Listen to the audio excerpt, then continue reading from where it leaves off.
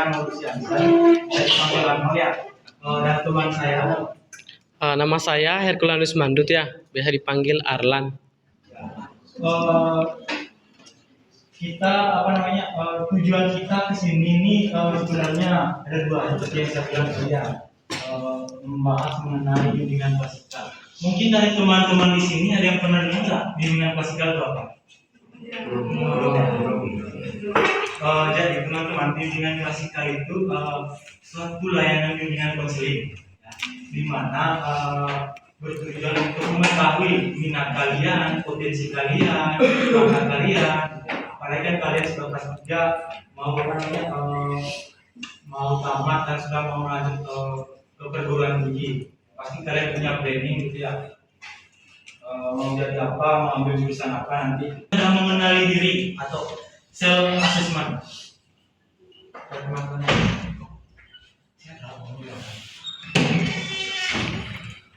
Ya, di sini ada poin mengenali diri adalah langkah awal sebelum menentukan pilihan ke perguruan tinggi.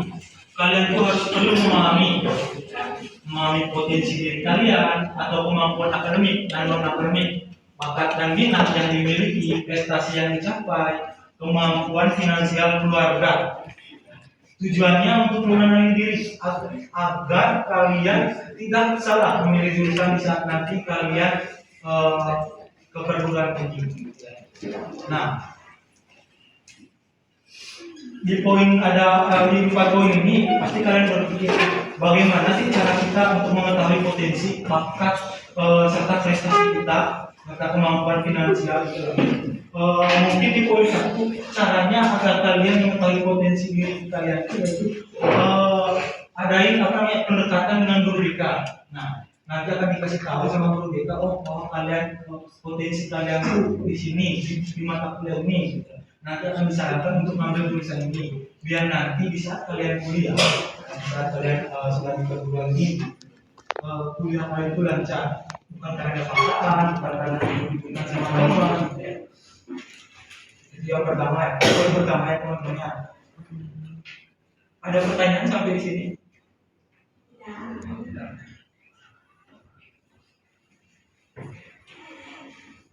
Nah, yang kedua menentukan tujuan dan rencana karir. Pasti semua orang punya karir ya, yang mungkin nanti beda-beda. Di sini menentukan tujuan dan rencana karir. Setelah mengenali diri, kalian perlu menetapkan tujuan pendidikan. Apa sih tujuan kalian?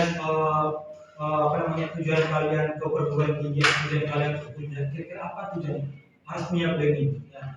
Yang kedua, program studi yang ingin dipilih. Jangan nanti kalau udah mau tamat baru kalian ambil jurusan. Jangan ya. Harus mulai dari sekarang kalian itu harus punya tujuan, harus punya planning gitu ya. Nah, yang ketiga, gambaran karir di masa depan. Dengan tujuan yang jelas, kalian memiliki arah dan motivasi yang kuat dalam menempuh pendidikan. Ya, berarti tujuan ini sangat-sangat penting ya. Planning itu sangat-sangat penting biar nggak mendadak, biar kalian mengeluarga nanti saat udah habis berapa mau masuk kampus baru kalian harus memilih jurusan apa, biar nanti kalian nggak stuck di perguruan tinggi, biar lancar nanti kuliahnya atau kuliah sendiri.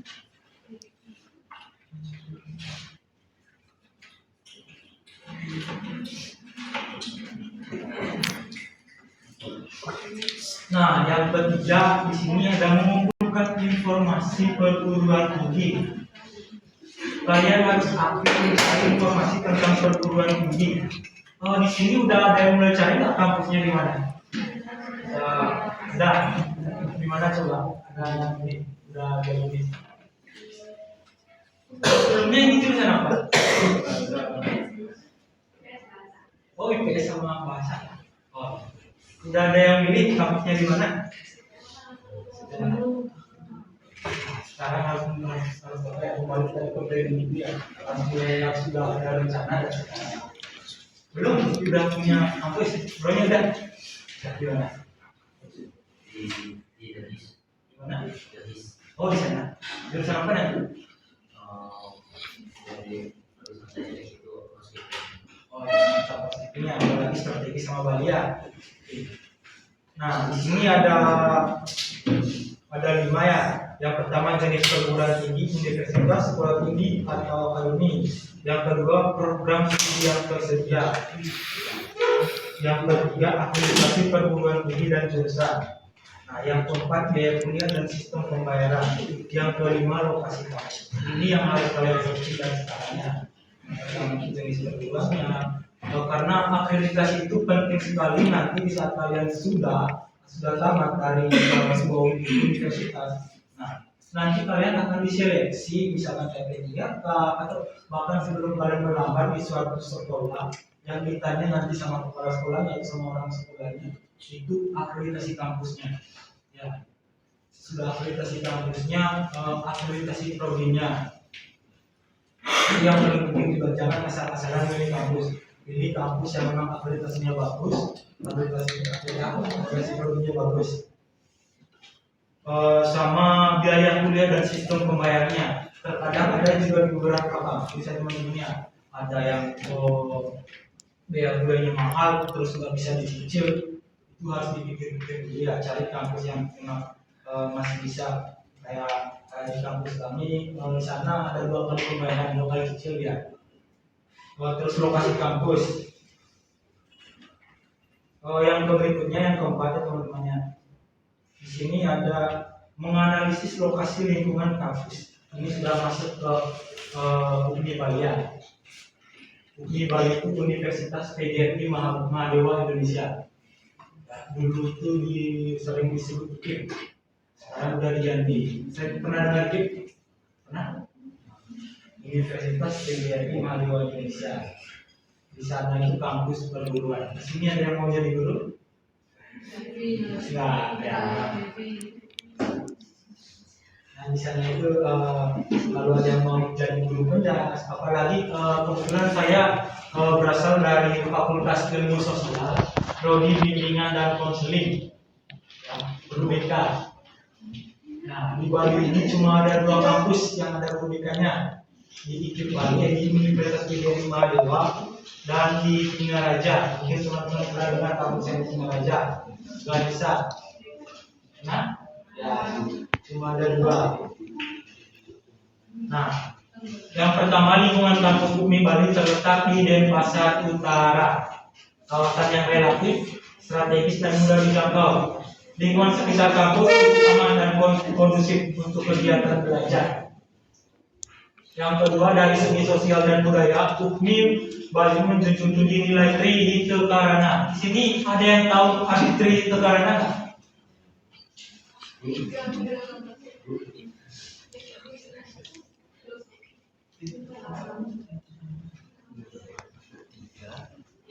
Coba cari dulu apa itu Trihita Karana. Penting Trihita Karana.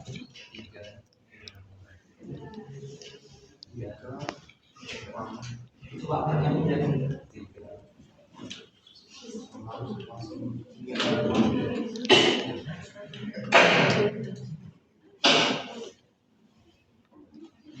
Ya. Coba dibaca dulu arti dari Trihita Karana biar bisa dipahami.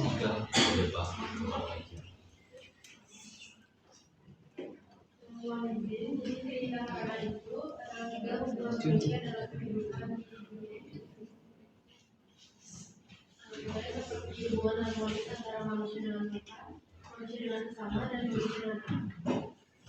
Nah sekali ya, cerita karena itu ada 3 hubungan, yaitu hubungan manusia dengan alam, hubungan manusia dengan manusia ya. Jadi di mana kita berkehidupan sosial itu harus membangun hubungan yang baik.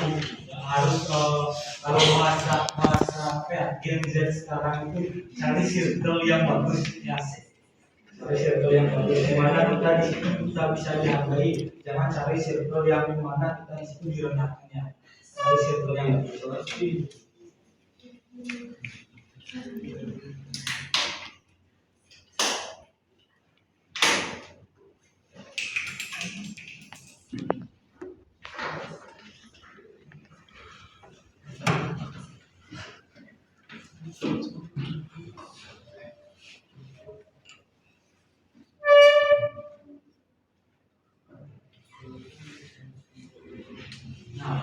Resiko berikutnya mempertimbangkan biaya pendidikan.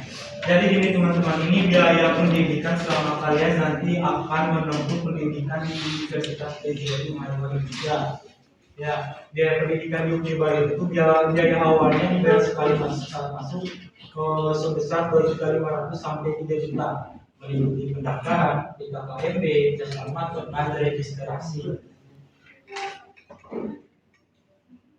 Yang berikutnya untuk uang SPP-nya nanti tergantung apa prodi yang kalian ambil. Ya, karena di setiap universitas itu beda prodi, berarti beda juga uang SPP-nya. Ya, kalau dari saya prodi bimbingan konseling kita cuma kena 5.050.000 per semester, tapi dicicil 2 kali, 2.525.000 satu kali cicil. Itu setara tuh sama Saraswati, sama Warna Dewa.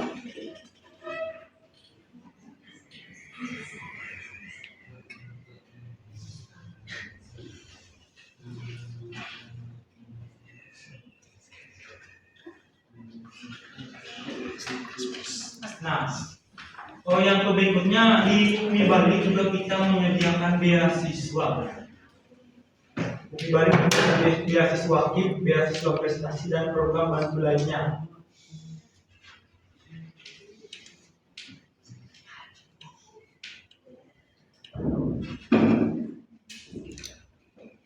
Nanti untuk beasiswa ini nanti akan dijelaskan sama teman saya yang menjelaskan.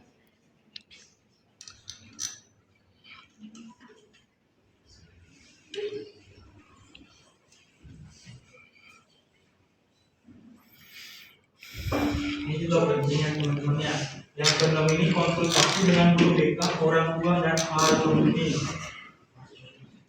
Kalau sekarang kalian punya plan untuk melanjutkan kalian ke perguruan tinggi, tentu kalian perlu berkonsultasi bersama guru BK, orang tua, tanya-tanya dulu kira-kira saya cocoknya di mana.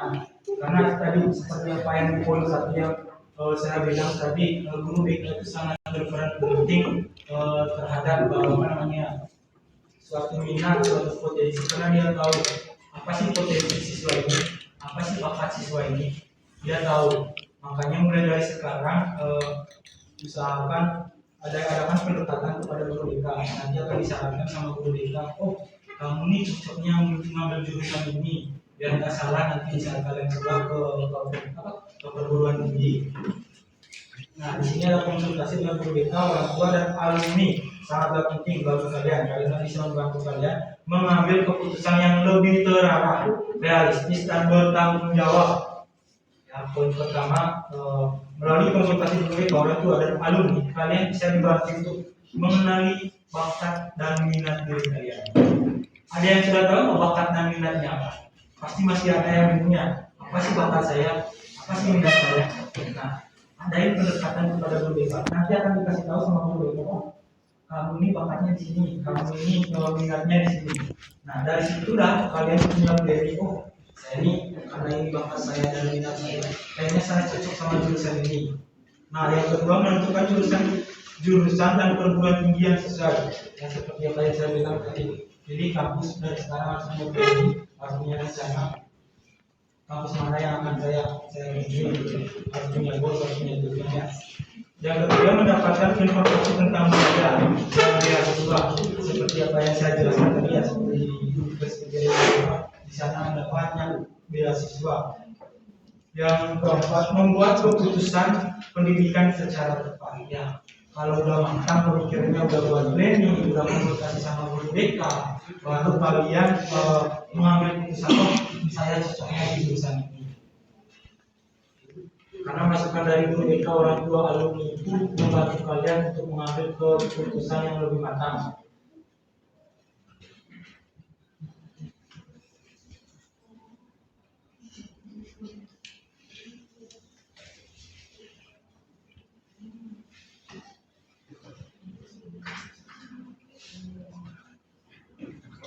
Nah, yang ketujuh ini membuat daftar alternatif dan memprioritaskan pilihan.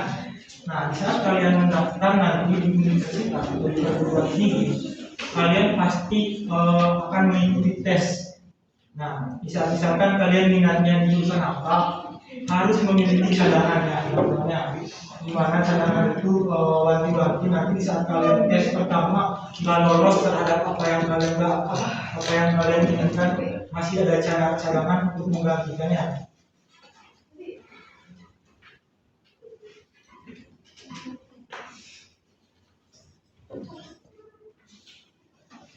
Yang kedelapan, menganalisis peluang karir dan arah masa depan. Kalian perlu memahami prospek kerja dari jurusan yang dipilih seperti peluang kerja di instansi pemerintah, kesempatan kerja di sektor pariwisata, peluang menjadi tenaga pendidik atau wirausaha. Analisis ini membantu kalian menyesuaikan pilihan studi dengan kebutuhan dunia kerja. Ya, kalian itu ibaratnya orang kuliah jangan cuma mau ikut-ikutan. Kita kuliah itu harus tahu goalnya apa, tujuannya apa. Nanti selesai kuliah saya bisa apa. Soalnya kan kebanyakan memang realitanya di lapangan teman-teman ya. Realitanya di lapangan kebanyakan orang kuliah itu cuma ikut-ikutan. Intinya cuma pada intinya mereka sudahlah, intinya sudah kuliah, mau kerja di apa intinya sudah kuliah. Itu salah teman-teman ya. Jadi di saat kalian sudah kuliah di universitas di perguruan tinggi, kalian itu harus punya goals, punya tujuan. Apa sih tujuan saya ngambil jurusan ini? Apa sih yang saya lakukan setelah nanti tamat dari sini? Jangan nanti setelah tamat bingung mau ngapain habis itu. Tujuan harus punya planning gitu loh, harus punya tujuan. Kira-kira apa sih tujuan saya kuliah?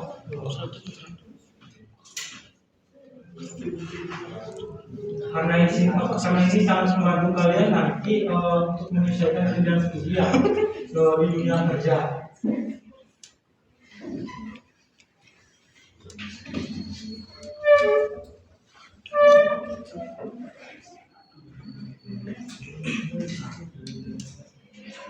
Oke, sekian.